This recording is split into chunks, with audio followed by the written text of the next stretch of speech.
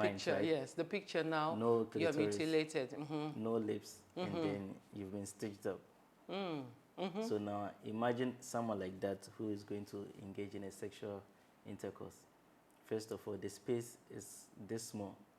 So if there's going to be any penetration, what are you expecting is going to happen? It will be very difficult and painful. Very painful.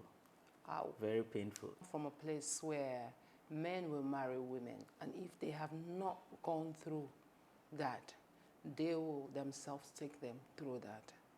Because that's when they say she's clean, she's qualified, she's okay.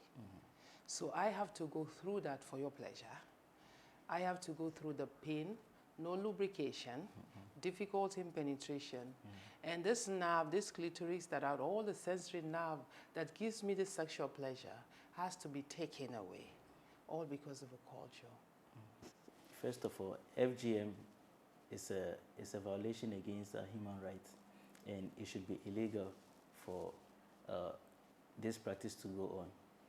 It takes the life out of the woman, and then they grow up with a lot of social and then sexual problems.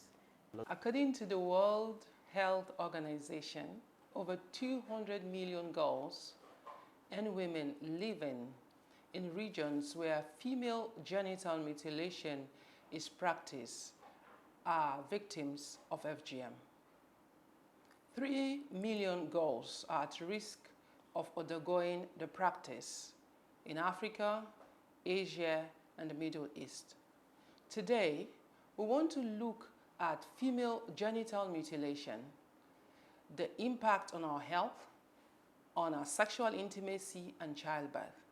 So with me here on set, I have Dr. Michael Kojo Ama, currently on the study at the SDA Hospital, Bawe. So he's our African prince. You are welcome to today's episode. Thank you for taking time out of your busy schedule to grace this our sofa and help us understand FGM. So, what is FGM? And thank you for also inviting me to come and speak on such an issue. So to begin with, FGM, that is the female genital mutilation. It's also called female circumcision.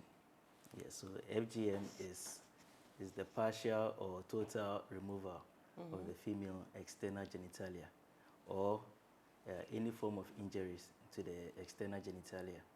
Okay, and this is practiced by a lot of cultures we find here in Africa and other countries in Asia and even in Europe. And all these have nothing to do with medicine, has no medical importance or significance. So all this partial or total removal of the external genitalia has no medical importance. No. It is just a cultural practice. Yeah, it's just a cultural practice, or maybe for social acceptance or social, maybe cultural belief. It has nothing to do with medicine. So are there types, or is it generally just a total? No, they have 4 general types. 4 types. So the first one is called the clitoridectomy. That's the removal of the clitoris. So it's the removal of the total, or a little part of the clitoris. Yeah, and then that's the first type, the clitoridectomy. Clitoridectomy.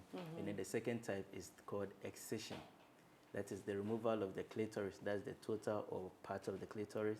And then the labia, maybe the labia majora or the minora. And then the third one is called infibulation. That is the removal of the clitoris, the minoris, and then also stitching the vagina together. I want to help understand so that people can understand, because we're using big medical terms.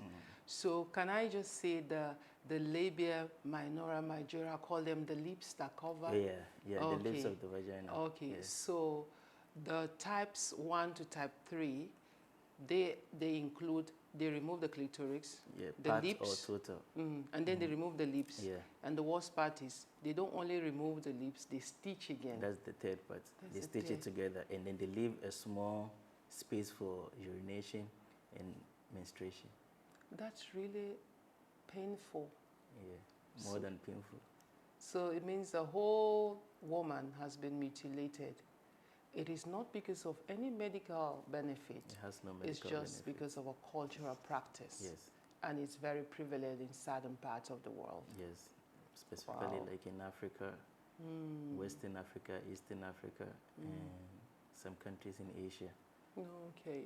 The reason why we are interested in it is that because Sex in the Temple, we deal with sexuality and spirituality. So what's the impact if a woman has undergone FGM, whether from type 1 to type 3? What's the sexual impact, first of all? I want us to look at that. So first of all, we can just look at the short-term impact. The short-term impact, okay. So now let's just picture someone who has been mutilated. They're going to use like a sharp object, like a blade or a knife, to cut off the clitoris or the lips of the vagina. So first, what's going to happen is there's going to be excruciating pain. Wow. Because they're going to just cut it. Secondly, there's going to be excessive bleeding. Excessive bleeding. And also, if it's not, the injury is not well taken care of, it's going to be infected. So now we have pain, bleeding, and then infections, if it's not well taken care of. That's just the short-term impact. And these things they do, they don't inject them with any... No. Most of these stuff are practiced maybe secretly. So I don't think there's any use of anesthesias or painkillers. It's raw. Yeah, raw. And the bleeding might be excessive because bleeding. of and most of these arteries. people bleed, so they get to the shock, they get shock and die. So there's the short-term impact of some of these. You know, talking about it now, I'm asking myself, in this position, going through this, what am I thinking about the people who are doing this to me, the people who condone this practice, and why do I have to suffer when there is no medical benefit to all that I'm going through, all in the name of a culture, and it is done to me as a woman? That's what I'm thinking about right now. And that's just the short. smallest. That's the smallest part of the Oh yeah, continue. effects. Yeah. Because in the long run, you're going to have psychological impact on you. It's going to have psychological impact on you. The trauma. So, and that's when you grow. That's the long term. When you grow. So most of these people, some of them don't have any desire for sexual activities, or they have a lot of problems. That's just... Okay, so we've done with the short term. Now, my interest is on the sexual part, because this is what we do on Sex in the Temple, so we want to talk about it. So can we talk about how it affects their intimacy? You started talking about it earlier on. Can we talk about how it affects their sexual intimacy? Okay, so we're still now having the picture in our mind, picture, right? yes, the picture now. No you're clitoris, mutilated. no lips, and then you've been stitched up. So now imagine someone like that who is going to engage in a sexual intercourse. First of all, the space is this small. So if there's going to be any penetration, what are you expecting is going to happen? It will be very difficult and painful. Very painful. Ow. Very painful. And then also, because the clitoris is is innervated with a lot of nerves, that's why it's sensitive. So if that sensitive thing of your sexual reproductive or your sexual organ is taken away, that means when you're going to have sex, stimulation that's going to force you, or what's called libido, sexual desire, is going to be very low, because you won't, there's no stimulation in that area. So you having sex is going to be very difficult, because there's going to be dryness, and the friction over there is going to cause the pain. You might even bleed. Again. Yes.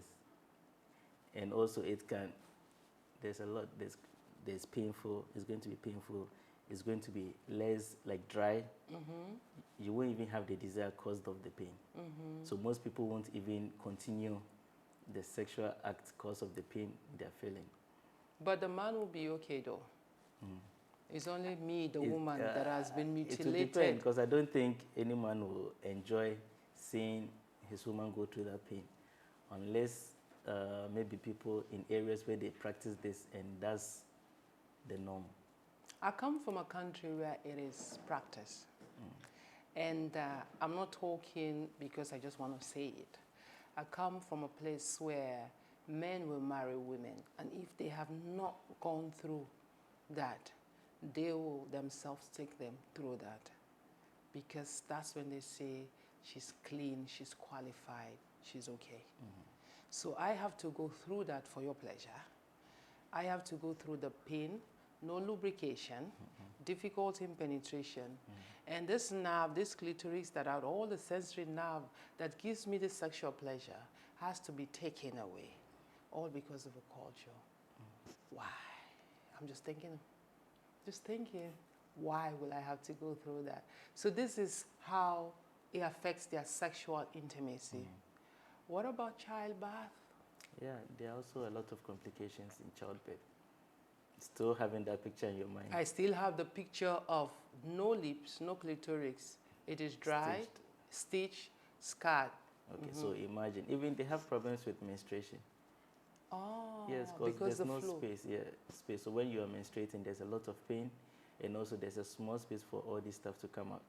So they might have long menstruations and also painful menstruations, and it may be infected because of the thing blood, that everything over there, the scarring. So they have repeated infections. They can, because if the area which was cut is not able to heal proper, or it's not taken care of well, you have a lot of, you are susceptible to a lot of bacteria, a lot of infections, STIs, UTIs. The stitch thingy that you talked about, is there any special occasion where they have to open it for sex, or is it going to be like that for a long time?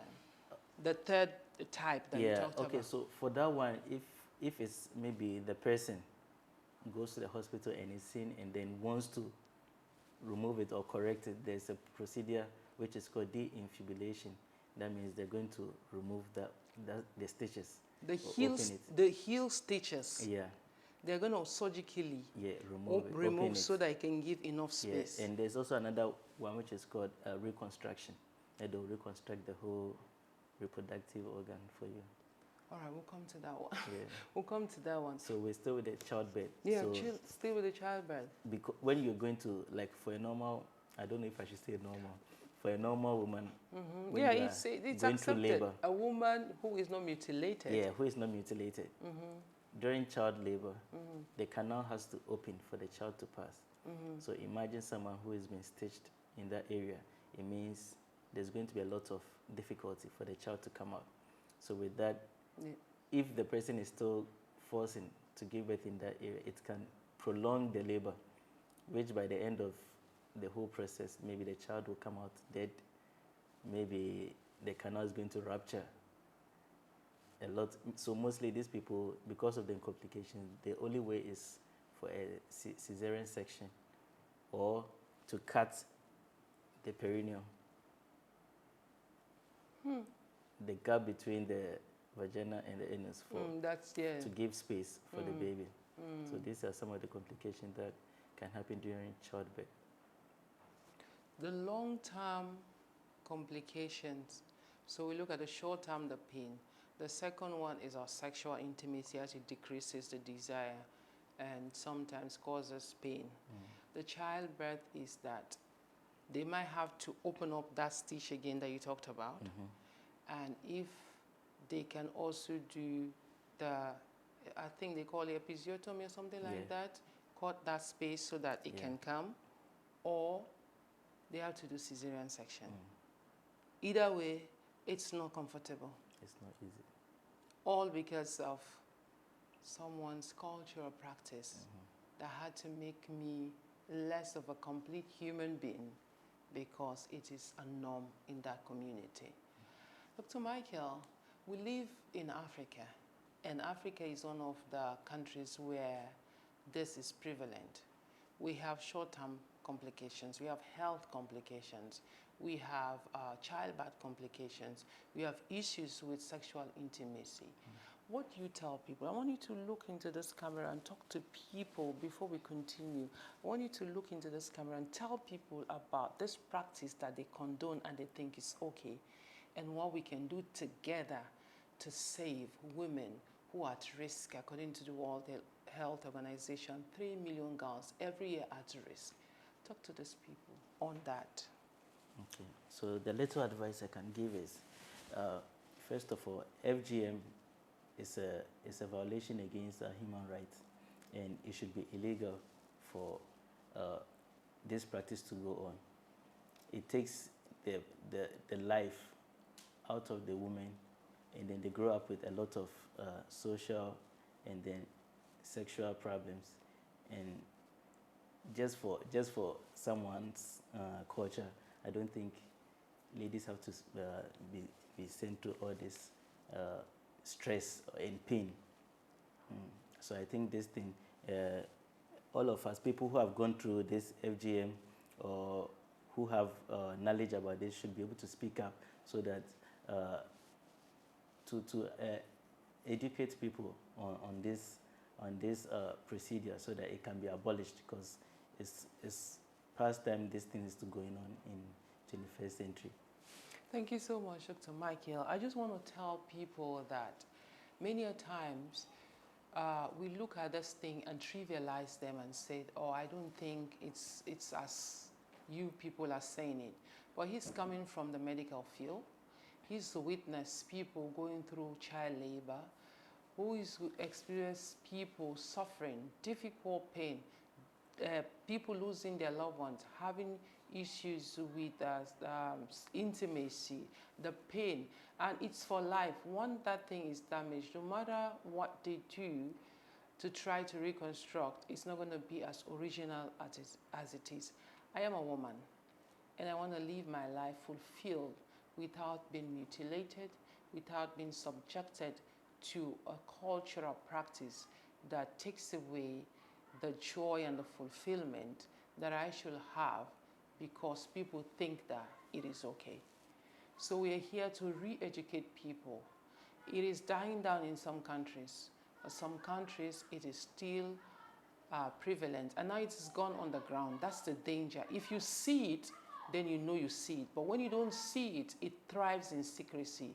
Let us raise up an army that can stand for both men and women, both professionals, both community leaders, and the nation, and raise the flag and say, no woman under my watch will undergo this humiliating thing called female genital mutilation. No piercing, no injury, no stitching, no cutting. Leave it and let us function. This is Sex in the Temple, and my name is Monique.